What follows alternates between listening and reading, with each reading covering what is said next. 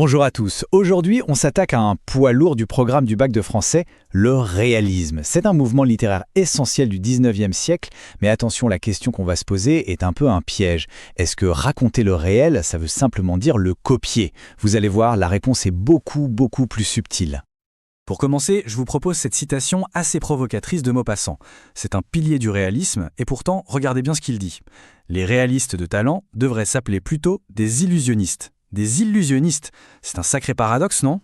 Ça nous pose directement notre problématique. Comment peut-on prétendre être réaliste si tout est une affaire d'illusion? C'est cette question qui va être notre fil rouge. Alors, premier point essentiel. Pour bien comprendre ce qu'est le réalisme, il faut d'abord regarder ce qu'il n'est pas. En fait, le réalisme est né en réaction, en opposition directe à un autre grand mouvement qui dominait juste avant, le romantisme. Et là, c'est très clair, on a une véritable bascule. D'un côté, le romantisme, c'est l'imagination, les grands sentiments, le culte du moi de l'artiste, des héros vraiment idéalisés. De l'autre, le réalisme arrive et dit « Stop, on arrête tout ça. Maintenant, on se tourne vers l'extérieur. On veut de l'observation, la réalité brute, le quotidien, et surtout, on vise l'objectivité. » Et Flaubert va illustrer cette critique de façon magistrale avec son personnage d'Emma Bovary. Le problème d'Emma, c'est qu'elle a trop lu de romans romantiques. Son esprit est complètement saturé de clichés. Vous savez, les dames persécutées qui s'évanouissent, les messieurs braves comme des lions. Elle rêve sa vie au lieu de la vivre. Du coup, elle se fabrique une vision de l'amour et du bonheur totalement idéalisée. Et forcément, la réalité, le quotidien, eh bien, ça ne suit pas. La chute est brutale. C'est une critique au scalpel de l'idéalisme romantique. Et ce décalage, ce choc permanent entre ses rêves et la platitude de sa vie, ça a donné naissance à un concept que vous connaissez peut-être et qui est très utile pour le bac, le bovarisme. C'est exactement ça, rêver d'une autre vie, inaccessible, et être incapable de se satisfaire de la sienne. Un terme à retenir absolument. Bien, maintenant qu'on a vu contre quoi le réalisme s'est construit, voyons comment il s'est construit. Quelle est la méthode de ces écrivains? Parce que oui, il y a une vraie méthode, presque scientifique, pour tenter de capturer le réel. Et cette phrase de Balzac est géniale, elle résume tout. La société française allait être l'historien, je ne devais être que le secrétaire.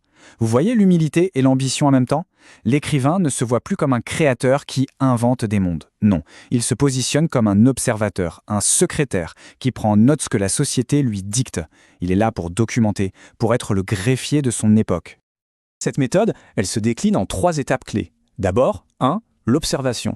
L'écrivain regarde tout, il étudie la société sous toutes ses coutures. 2. La documentation. C'est un vrai travail d'enquêteur, il accumule des carnets, des fiches, des articles. Et enfin 3, la description. Le but est d'utiliser un vocabulaire extrêmement précis, parfois même technique, pour rendre compte de ce qu'il a vu.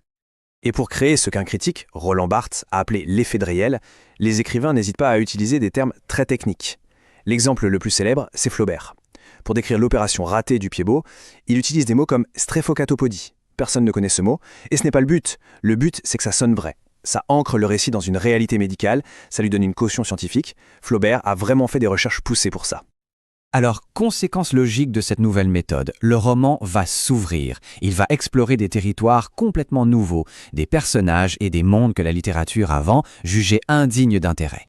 Et voilà ce que ça donne concrètement. Le roman s'intéresse maintenant à la bourgeoisie dans son quotidien, à la classe ouvrière, au monde de la finance, de la presse, des univers impitoyables. On suit des jeunes provinciaux qui montent à Paris pour faire fortune. On décrit même la vie paysanne, mais attention, sans aucune idéalisation. Bref, le roman devient une véritable fresque qui veut peindre toute la société. Et Balzac le dit lui-même très bien ici. L'idée fixe, c'est de décrire la société dans son entier.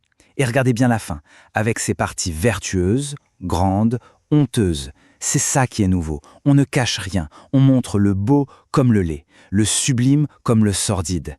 L'écrivain n'est pas là pour juger, il est là pour montrer. Forcément, quand on regarde la société sans farce, sans filtre, ce qu'on voit n'est pas toujours très réjouissant. Ce regard lucide débouche souvent sur une vision assez pessimiste de l'homme et du monde. C'est ce qu'on appelle l'école de la désillusion.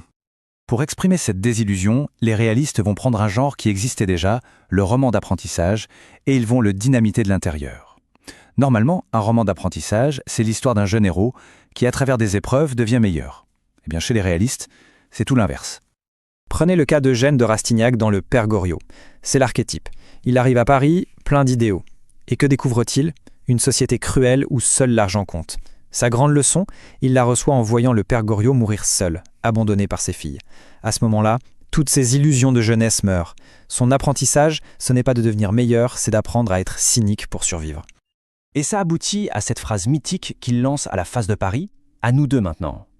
Attention, il ne faut pas se méprendre sur le sens. Ce n'est pas un cri d'optimisme, c'est un défi, une déclaration de guerre. Ça veut dire « Ok, j'ai compris vos règles du jeu, elles sont impitoyables, mais je vais jouer avec et je vais gagner ». Et si Rastignac apprend les règles, Georges Duroy, le héros de Bellamy, va les maîtriser à la perfection. Lui, il va grimper tous les échelons grâce à la manipulation et à la séduction. Et il finit triomphant. C'est ça le point crucial à retenir. Dans le roman réaliste, très souvent, la réussite sociale est synonyme d'échec moral. C'est une inversion complète de la figure du héros. Tout ça nous ramène à notre question du début, celle posée par Maupassant. Si le but, c'est de montrer la réalité telle qu'elle est-ce que l'écrivain n'est finalement qu'une sorte de photographe? Est-ce qu'il appuie juste sur le bouton? Maupassant se pose exactement cette question. Est-ce que le romancier doit nous donner la photographie banale de la vie? Juste un cliché plat, sans relief et finalement assez ennuyeux? Et sa réponse, elle est sans appel. C'est non, absolument pas.